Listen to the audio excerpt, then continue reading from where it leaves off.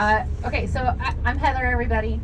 Hi. If you don't forget, I'm the one that fell in the creek. Enjoyed every minute of it. So anyway, so I wanted to share a couple things with you guys. First of all, if you're struggling with any of the information that you're receiving from Miss Eugenia, there's a couple things that you need to try to wrap your head around. And the words this morning given by Jerry Ann and Candace have been amazing. So really sink your teeth into what they said and try to get a mind on that. But one thing I want you to think about as you're looking at places, and I'm a teacher, so if this comes across as teaching, that's what I do. And I actually teach cosmetology, and cosmetology meaning from the word cosmetikos, which is Greek for cosmetics and hair and beauty and skin. So I'm very interested in their culture from that end. But you need to understand the type of learner that you are. So to receive the knowledge that you're gaining in a very practical way on this trip, it will help you to understand. So the demonstration that Bishop did yesterday with the jacket is a good example. I know that for me, for example, I'm an auditory visual learner. If I hear something and I see it done, then I can do it. That's just how I learn. I know that's how I learn.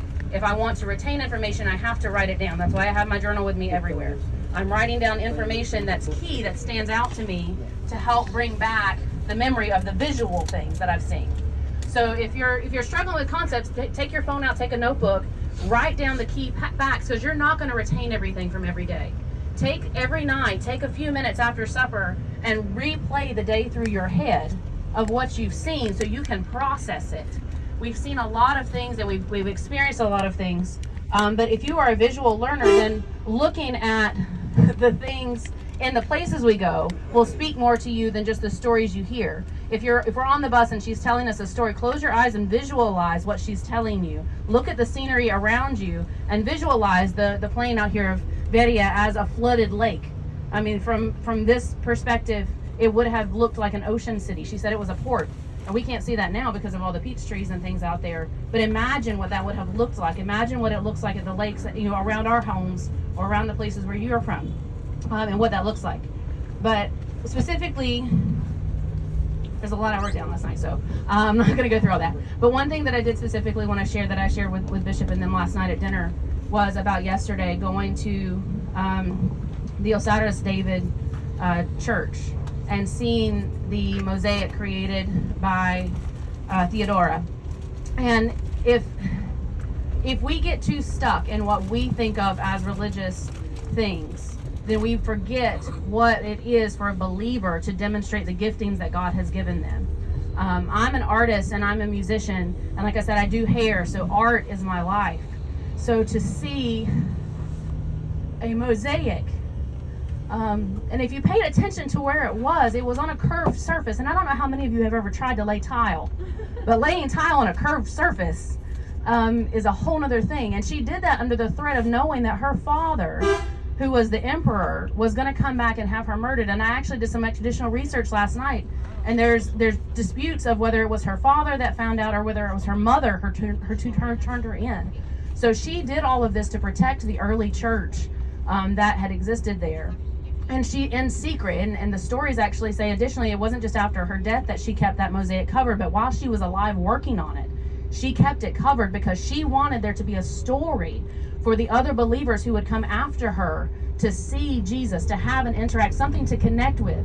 Like we said earlier, there was no New Testament at that time. The only thing they had was verbal histories. The only thing that they had was papyrus documents to go by, and those were usually kept in the larger cities, so they may not have had access to that type of stuff. And to think that they, from the spiritual aspects of this new convert who asked something of her father to get access to create a space for Christians to safely gather, sounds a lot like the upper room experience. I mean, come on, somebody. She had somewhere that was hidden to protect them. When they found out when her father returned, and his job, what he was doing was persecuting Christians. That was his whole thing. That's why he was gone.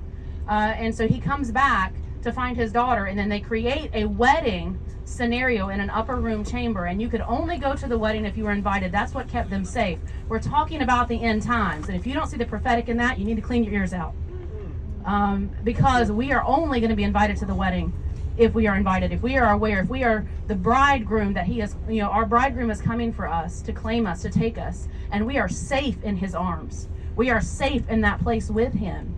And the moment we leave from his presence from that wedding is when they were attacked and when they were killed, because they were arrested, because they left that chamber. So we need to take the time to really digest everything that you're hearing and connect it all together. There's a lot of history and the connections between Alexander the Great. And if you have questions, please come find me. I will help you digest things that you're like, this stood out to me. Find something. Just find something that stood out to you and write it down so you can go back later and research it. But God is taking us through a threshold. This is what has been spoken the whole time, that we are going to a new place. We have to push through. And if you haven't been feeling the push, then again, you must be missing something, because I've been feeling pushed the whole way. So make sure that you feel that push and you know that there's process that we have to go through, but there's victory on the other side. And we've just come through Nike. We've come through Thessaloniki. We have gained the victory, and today we are moving into something new. And so just be blessed and ponder the things that you've heard. Take some notes and go back through and read those scriptures and ponder them. We need to ponder these things in our heart the same way that Mary did. She was told a word. She was given a word as a 14-year-old girl. Who would have believed her? Right? She was given a word and she pondered those things because she didn't know how to process it. So we have to put ourselves in the same situation.